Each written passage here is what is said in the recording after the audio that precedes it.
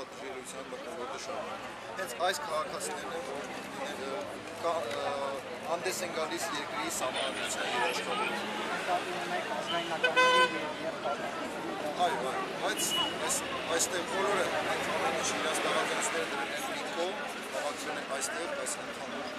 գործի համար։ Ընդհանուր գործը ունենալ սահմանադրորեն երաշխավորված հավաքվածություն, ազատությունները, քաղաքացիական իրավունքները, քաղաքացիական պաշտպանությունը։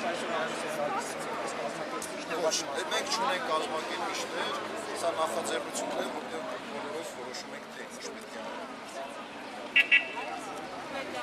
Դավիթ Սանասարյան, նախաձեռնության։ 3 խոսակցություն եղել է, բայց մերժվել է։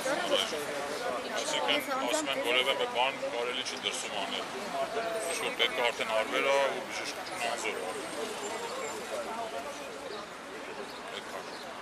Գնալիք դուք կասեք չէ անմազգան։ Ալֆրեդ Ավետյան։ Որ երկրից եկել եք։ Իրանից։ Իրանից եկել եք եւ Վահեի բարեկամն եք, որ այս միջադեպը պատահել է։ Ես եկել եմ, որ արդեն 3 տարի Հայաստանում եմ ապրում, քաղաքացիություն եմ ունենում։ Ու նման փաստի առաջ ենք կանգնել այժմ։